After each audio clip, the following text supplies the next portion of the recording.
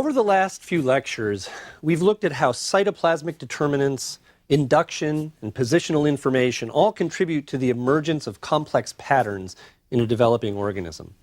But we've mostly skipped over the details of the specific molecular mechanisms by which such factors actually influence the behavior of cells. Now, we know that signals must be involved in turning on and off particular genes in cells, genes that ultimately determine how a cell will differentiate, that is, control that cell's developmental fate. What we're going to do in this last lecture on development is to look at pattern formation in an organism in which the genetic mechanisms underlying development are fairly well understood.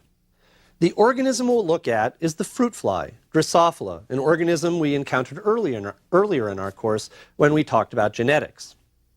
Now, Drosophila has proven to be an especially good model system for studying development precisely because its genetics are so well known. And as you'll recall, the life cycle of Drosophila takes only a couple of weeks. These organisms are cheap, easy to maintain in the laboratory, all advantages that were recognized by Thomas Hunt Morgan when he first established Drosophila as a model for genetics 100 years ago. Now, our goal today is not to focus on Drosophila for its own sake, but instead to use this example as a way to illustrate how gene expression is controlled during development, which will tie together many of the themes we've encountered over the last several lectures. First, we have to talk a little bit about the biology of Drosophila to get us started. You see, although Drosophila is a great model organism in many ways, it does have one little difficulty as a model for development, which is that its very earliest developmental stages differ in some respects from what we've seen in organisms like sea urchins and frogs. Specifically, and I'll describe this in more detail in a moment, the first rounds of mitosis associated with cleavage work in a very different way in Drosophila. So we need to spend just a bit of time looking both at the body plan of Drosophila, in other words, where we need to go with developing a Drosophila, and at this pattern of development. Now, let's start with body plan. Fruit flies, like all insects, are very highly segmented animals. By this I mean that their bodies have an obvious modular construction. If you look closely at an insect, you'll see that it has what look like separate compartments running along the axis from the head to tail. These compartments or segments are easier to see in some insects than in others. They're especially easy to see in the abdomens of adult insects, and they're particularly apparent in the juvenile forms of insects, which we generally call larvae. Now, the larval form of the fruit fly is a little worm-like grub with obvious rings marking the segments along its head-to-tail axis. When the larva fruit fly later develops into an adult, these segments go on to become specialized into different parts of the animal, such as different regions of the head, regions of the middle part of the body called the thorax, or regions of the abdomen. The point here is that segmentation sets up the eventual functional differences that develop along the body axis from head to tail. Now, because insects are obviously segmented, the development of these segments provides a very useful case study in pattern development. And the question we really want to ask is, how does a segmented structure with an obvious head-to-tail axis arise from a uniform, non-segmented beginning, such as a zygote? Now, as I said a moment ago, the very earliest developmental stages of Drosophila differ somewhat from what we've seen so far. Similar to what we've seen, fertilization creates a zygote, and following fertilization, the nucleus of the zygote begins to divide rapidly. There are a number of mitotic events, with the nucleus replicating the DNA and having that DNA separate out into two equal components. But what's different here is that following that replication and mitosis, cytokinesis doesn't occur. Remember, cytokinesis is the last phase of normal mitosis where the two cells eventually pinch apart, creating two separate structures. But in early cleavage in Drosophila, we don't see cytokinesis. So what essentially happens is that you start with what you would picture as sort of an oval-shaped zygote with a single nucleus, and then after about 10 rounds of division or so, we still have just one cell that's got several thousand nuclei in it. Now, what happens next is that these nuclei all migrate to the outer surfaces of this zygote, so that we now have an oval-shaped zygote that has these thousands of nuclei all sort of lining the outer side of it. I mean, on the inside, but sort of leaving the center of it free of nuclei. Then, at about the 13th round of division, all of a sudden cell membranes appear that segregate all of these nuclei off into their own little cells. And what we're left with is essentially an embryo that is in the blastula stage, a hollow ball of cells, in this case, all of the cells being formed essentially suddenly with this 13th division, each with its own nucleus, and on the inside is the remainder of material that we would call yolk, which will nourish the developing embryo. Okay, now, to anticipate where we're going, the zygote, as you would imagine, already has an asymmetric distribution of cytoplasmic determinants.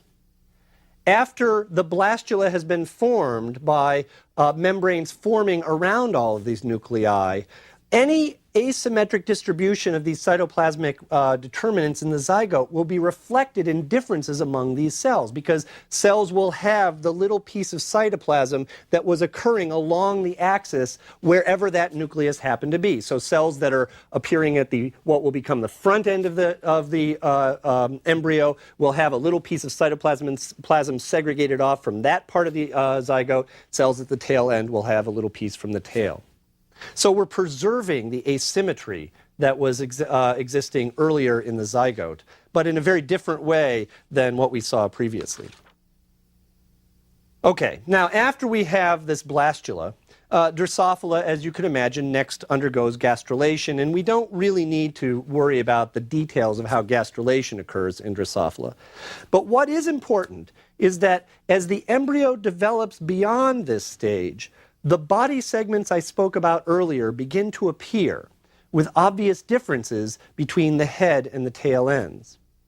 At first, these segments all look identical. In other words, you will see the developing embryo just start to develop little rings that are marking where the segments are. But eventually, as I said before, those segments will develop into very different parts of the animal. And in fact, even adjacent segments can be quite different at the end point of development. In Drosophila, for example, one segment near the middle of the animal, say, let's call it the first thoracic segment, will eventually end up developing a pair of legs. But the next segment back, the second thoracic segment, will end up developing both a pair of legs and a pair of wings. So these segments define little compartments, which then go on to have different developmental fates. Now, given this pattern of development in Drosophila, as I just described, we're left with two related questions concerning pattern formation. The first question is, how do we get a segmented structure from an unsegmented one? And the second question is, how do segments at the different points along the head-to-tail axis come to develop into different kinds of structures appropriate for their position along that axis? The answer to both of these questions, as you might guess by now, involves the differential expression of genes. There are many genes that control the emergence of the anterior-posterior axis and segmentation in Drosophila embryos. The majority of these genes, and this is the point, are regulatory genes. That is, their gene products are transcription factors which will then turn on and off the expression of other genes. These genes are expressed in a sequential, cascading fashion, essentially building out of the original asymmetry of the zygote, the ultimate asymmetry and structure of the developed adult. And that's the take-home message that we're going to try to get to by the end of this lecture. So what I'd like to do now is to look in a little more detail at part of this story to give you an idea about how gene products control the development of the head-to-tail axis and segmentation. In the 1970s, two developmental geneticists, Christiane Nusslein-Volhart and Eric Wieschaus, set out to identify the genes that are involved in pattern formation in Drosophila. They used a technique called a mutant screen in which they exposed Drosophila to treatments that damage DNA, cause mutations. And then they asked which of these mutations appeared to affect pattern formation in any way. Now, we saw an example of a mutant screen earlier in the course when we talked about the work of Jacob and Monod as they were trying to understand how gene regulation worked in the lac operon system of bacteria. I told you then that mutant screens are extremely laborious because you're essentially looking for a needle in a haystack. You're saying, give me a mutant and I'll see if it affects the particular function I'm interested in studying. But in the case of Drosophila, for example, there are thought to be about 13,000 functional genes in the Drosophila's genome. And Nusslein, Volhard, and Wieschaus set out to try to identify every one of the genes of those 13,000 that affected pattern formation in any way. This was actually made especially difficult for them because they were interested in development. And you'd expect that the mutations that arise that are influencing development would very likely be lethal, because if it influences some stage early on in development, it's unlikely the embryo is going to be able to go on to develop into an adult. So to study these kinds of mutations, they actually had to do genetic screens with recessive mutation, or genetic crosses with recessive mutations, and then look at in other words, the adult animals had to have the recessive gene to stay alive. They would cross those, and then they would look at what the different kinds of embryos that eventually died looked like and try to infer how that particular gene might have affected pattern development. A very laborious process and a massive effort. But it turns out, eventually they succeeded in identifying over 1,000 genes that affected development in some way, about 120 of which were specifically involved in pattern formation. And armed with this information, you can imagine, Nusslein, Volhard, and Wieschaus, as well as a number of other researchers, have begun to unravel the details of the specific roles that some of these genes play in development. Now, one of the first mutations that Nusslein, Volhard, and Wieschaus described was of a gene they named bicoid, which means two-tailed. They gave this gene this name because the mutant phenotype associated with a mutation in this gene didn't develop any of the structures normally associated with the anterior end of the larva, in other words, the head. What you would get instead were larvae that were essentially two tails attached to each other at the middle, no head at all. Thus, this gene clearly has something to do with head formation. And the question is, what does it have to do with head formation?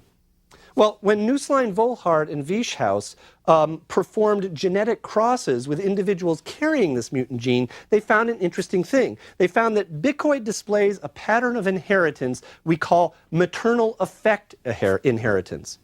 What this means is that the phenotype of the offspring, what the offspring turns out to look like, depends not on its own genotype, but instead entirely on the genotype of the mother. In other words, whether or not a mutant larva, or whether or not a larva develops the mutant bicoid phenotype doesn't depend on whether it's inherited the mutant form of the bicoid gene. Instead, what matters is whether its mother has the mutant allele. Now, how can this be? Well, it turns out that the way you explain maternal affect inheritance is this. Bicoid codes for a cytoplasmic determinant. In other words, one of these components that's added to the egg by the mother. Therefore, it's the mother's genotype affecting her ability to add or not add this maternal determinant that affects the outcome of the phenotypic development of her offspring, not the genotype of the offspring itself. Now, if you look at the distribution of the protein produced by the bicoid gene in normal zygotes, you find that in the normal zygote, bicoid is distributed asymmetrically along what will eventually become the anterior to posterior axis of the animal. How does this asymmetric distribution originally arise? It comes about from the fact that in the mother's ovaries, where the egg is developed, there are some cells that produce a large amount of the messenger RNA of the bicoid gene, and then transfer that messenger RNA into the egg. But the cells that produce the bicoid messenger RNA are only located on one side of where the developing egg cell is. So as these messenger RNAs are transmitted or transferred into the egg, they're only transferred into it on just one side. Then when the egg is fertilized and turns into a zygote, these messenger RNAs are translated into the bicoid protein, and what we're left with is an asymmetric distribution of bicoid protein, with bicoid protein being very high concentration on one end, the end that will eventually turn into the head, and very low concentration on the other end, the end that will be the tail. Now you can demonstrate that Bicoid is responsible for initially establishing the head-to-tail axis of the fly embryo in several ways. For example, what you can do is actually inject Bicoid protein or even Bicoid messenger RNA into what should become the tail end of a normal embryo. And in this case, you get an embryo which develops two heads. One that is from its own Bicoid protein on the normal anterior end, and one that is the result of the Bicoid protein that has been introduced on to the posterior end where a tail should grow. Now, the question is, what does Bicoid actually do that can affect development in this way? Bicoid, as you might guess, is a transcription factor. In other words, Bicoid turns on or off genes that are involved in producing head structures. And so, as a result, that part of the developing embryo that has a high concentration of Bicoid protein, a high concentration of this transcription factor, will be the end of the embryo where the genes that are involved in producing head-like structures get turned on. But it actually isn't that simple. It's not that Bicoid is the one gene that turns on everything that should produce a head. Instead, what Bicoid and other similar maternal determinants do is turn on a cascading sequence of other genes, genes that are themselves regulatory genes coding for other transcription factors. You can imagine that many, many genes have to be expressed in just the right position and at just the right time to develop anything as complex as the structure of an insect head. The way that a single initial factor with an asymmetric distribution, such as Bicoid, can go on to coordinate the activities of all these genes is to have a series of additional switches downstream, as it were, each switch adding more and more specificity and potentially controlling the expression of more and more genes, a cascading sequence of gene expression.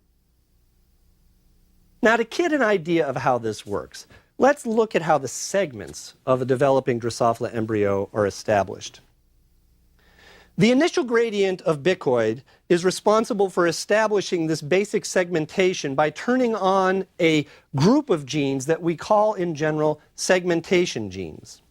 Actually, Bicoid doesn't act alone in this regard. There are some other maternal determinant factors that also play a role, but we can overlook those for the sake of simplicity. There are three classes of so-called segmentation genes. We call these gap genes, pair rule genes, and segment polarity genes. And these three classes essentially represent the sequence of the genes being turned on. Bicoid serves as a transcription factor that regulates the activity of a number of gap genes.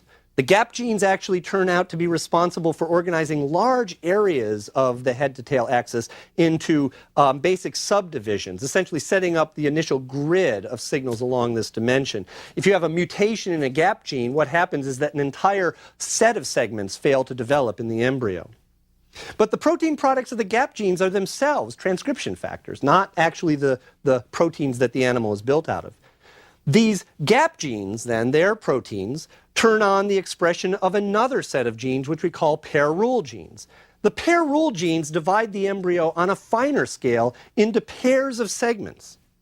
If you have a mutation in a pair rule gene, what happens is you have embryos, for example, that will only have half the normal number of segments, with every other segment being lost, hence the name pair rule.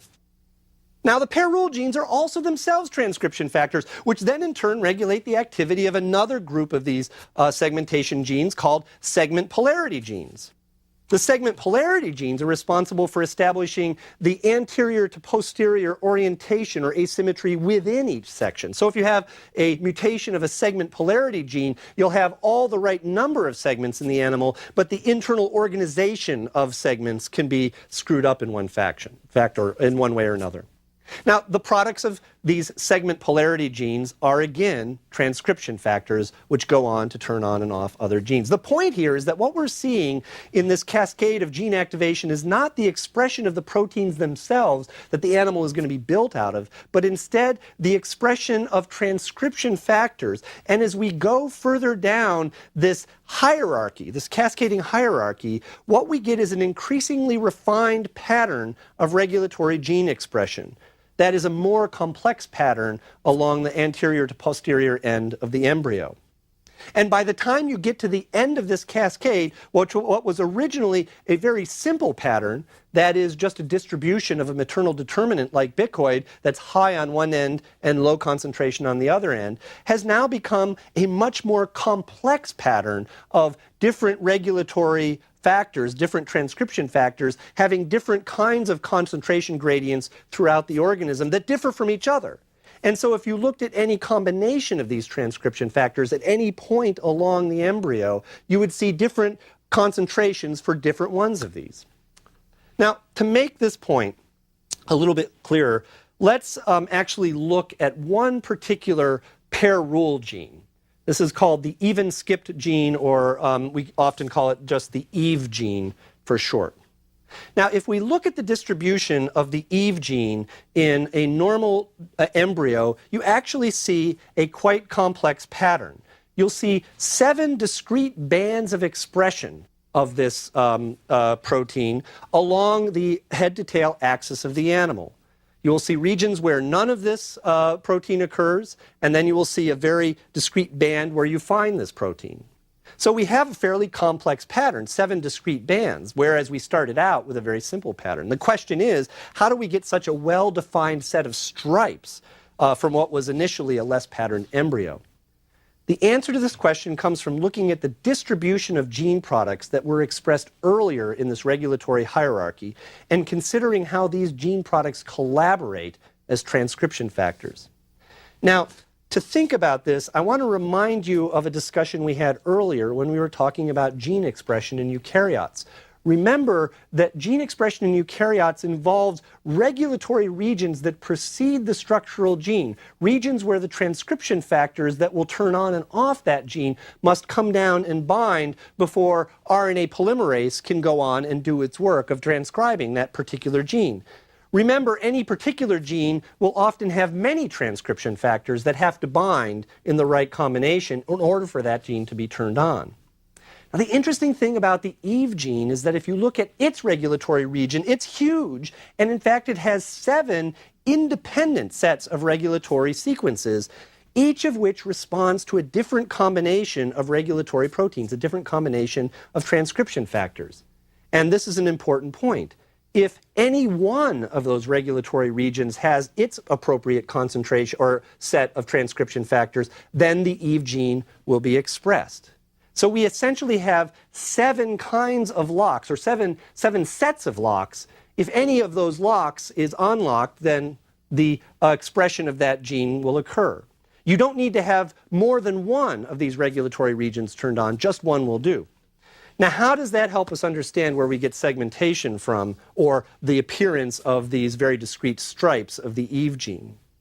Well, imagine that you're measuring the concentrations of different transcription factors that have arisen from this regulatory cascade of regulatory proteins along the head-to-tail axis. So you have a little device that allows you to go, say, from the head end to the tail end, and at any particular point along that axis say, what is the concentration of a particular set of transcription factors at this point along the axis? What you'll see is that at any one point, the many transcription factors that are now all in that developing embryo will be at different concentrations relative to each other differently along that axis. In other words, one might be going down as you go from the head to the tail. The other one might be increasing in concentration as you go from the head to the tail. Another one might be in high concentration in the middle, but low concentration on both ends, with increasingly complex patterns as you move on down this hierarchy. The way you get this complex pattern emerging is that if a particular regulatory sequence needs just a combination of these genes, then at the point along the embryo where the right combination of concentrations of transcription of factors occur for that regulatory region, where that occurs, the gene will be turned on. But as you move farther down, the relative concentrations of transcription factors may now change so that regulatory region is no longer finding its right transcription factors and the gene is turned off. As you move further down the embryo, a different set of concentrations might turn on a different regulatory region for the same gene. And this is the way that you get the emergence of pattern from an initially unpatterned embryo, as you have many regulatory factors, many transcription factors being expressed in this cascading hierarchy. Now, let's make this mechanism clearer a little bit by just looking briefly at one regulatory sequence and see how it reads the positional information. If, for example, we were going to look at just the second band of Eve expression along the axis of the animal, or what we might call Eve stripe 2, we would expect that there would need to be particular concentrations of, to simplify the model, 4 regulatory proteins. There's a protein, the original protein bicoid, that it needs to see, it needs to have to turn on expression. It needs another regulatory protein called hunchback. And it also needs to not have 2 other regulatory proteins that would repress expression. These are called giant and cripple. These are somewhat fanciful names that come from the nature of the phenotype of mutations that arise in these genes.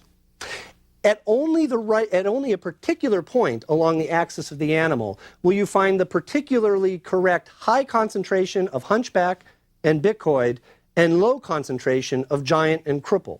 And it's only at that one point along the axis where Eve will be expressed by having its regulatory region corresponding to the second stripe turned on. Well, with the expression of segmentation genes, what we've done is been able to define the basic segmental structure of a Drosophila embryo with a polarized anterior to posterior axis. And as I said, in later phases of development, these segments will go on to produce very different kinds of structures depending on where they are. The differentiation of these different segments to produce these different kinds of parts is actually mediated by the activity of yet an entirely different set of genes called homeotic genes. Once the segmentation has been established in a fruit fly embryo, homeotic genes then are essentially the master regulatory switches that will turn on the development of specific structures appropriate for that segment. Now, the interesting thing about homeotic genes the interesting point to make about homeotic genes, and in fact about developmental genes or developmental regulatory genes in general, is that if you look at the structure of these developmental genes across very different kinds of organisms, you find that these different organisms sometimes share remarkably different or remarkably similar sets of genes. For example, there's a set of genes in vertebrate animals, things such as chickens, mice, or us, that are also involved in determining the specificity of how parts develop along the anterior to posterior axis. We call these Hox genes in vertebrates, that are remarkably similar in their structure, that is, in the sequence of DNA, as to the homeotic genes that specify different parts along the anterior to posterior end of a Drosophila. Remarkably similar, so much so that if you have a Drosophila embryo that has a mutation in a particular homeotic gene, for example, a homeotic gene that would be associated with producing something like an antenna, you can find what we would call homologous gene in a chicken that you could put into that Drosophila embryo, and then with that chicken gene, the Drosophila embryo would go on to develop correctly. This is remarkable because insects and vertebrates haven't had a common evolutionary ancestor for hundreds of millions of years. Yet we have this enormous similarity in the genes that are controlling basic developmental mechanisms. This similarity, such as the similarity between homeotic genes in insects and Hox genes in vertebrates, illustrates a deep commonality in the basic developmental genetic pathways that animals use when they develop. And it essentially suggests that there's some sort of fundamental genetic toolbox that evolved very early on. Not the specific genes that control the specific details of how animals look, but instead those master controller genes that start unfolding the basic pattern and that are themselves responsible for turning on the more specific genes. And it's this genetic toolbox that has been used to more or less create all the varied body plans of animals that subsequently arose in evolution. Well, we've only really scratched the surface of looking at how the patterns and processes of development work, especially things like the emergence of complex patterns, such as the heads of insects. Our example of Drosophila serves as a good model, at least as a first approximation, for understanding how genes, how the environment on several levels can interact and inform each other as a multicellular organism develops from a single cell. But now that we've looked in some detail at how these multicellular organisms develop, we're left with another set of questions. Specifically, how do all the parts of this organism coordinate their activities so that they can function smoothly as an integrated unit? And this is the question that we're going to begin to turn to next time.